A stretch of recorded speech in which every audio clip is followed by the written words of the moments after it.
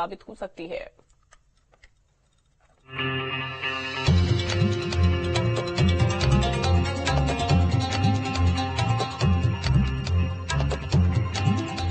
देश भर में लोकसभा चुनाव के सभी चरणों के मतदान खत्म होने पर टीवी चैनलों ने एग्जिट पोल जारी कर दिए, जिनमें लगभग सभी एजेंसियों ने छत्तीसगढ़ में एनडीए को बढ़त दी है।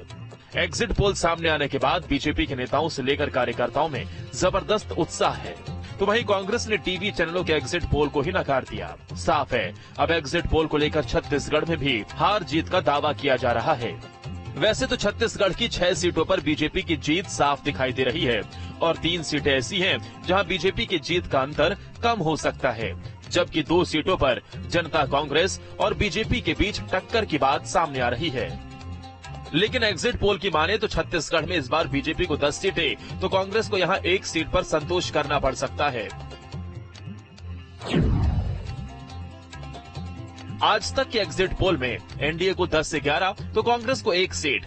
इंडिया टीवी के एग्जिट पोल में बीजेपी को 10 से 11, कांग्रेस को 0 से 1 सीट। आईबीसी 24 के एग्जिट पोल में बीजेपी को 9 और कांग्रेस को 2 सीटें मिलने का अनुमान है। जन की बात ने अपने एग्जिट पोल में बीजेपी को सभी 11 सीटें दी हैं तो कांग्रेस को 0 है। एबीपी सी वोटर के सर्वे में बीजेपी को 10 से 11 और कांग्रेस को महज 1 सीट मिलने का अनुमान है। तो न्यूज स्टेट के एग्जिट पोल में बीजेपी को 10 और कांग्रेस को 1 सीट मिल सकती है। साफ है, अलग अलग एजेंसियों के एग्जिट पोल में आंकड़े भी अलग हैं, लेकिन एक बात जो सभी एग्जिट पोल में एक जैसी है वो है बीजेपी को दिए गए वोट। जी हां, लगभग सभी एग्जिट पोल में भारतीय जनता पार्टी को 10 से 11 सीट मिलने का अनुमान जताया जा रहा है, तो कांग्रेस को सिर्फ 1 सीट मिलने के आसार हैं। इतना ही नहीं, छत्तीसगढ़ में एनडीए को 6% वोट प्रतिशत बढ़ने की संभावना है। बीजेपी को जहां पिछले चुनाव में 51% वोट मिले थे, वहीं इस बार बीजेपी को 57% वोट मिलने की संभावना है। साफ है, एग्जिट पोल के आंकड़े बीजेपी को राहत देने वाले हैं, तो कांग्रेस 4 जून को एग्जिट पोल का इंतजार कर रही है।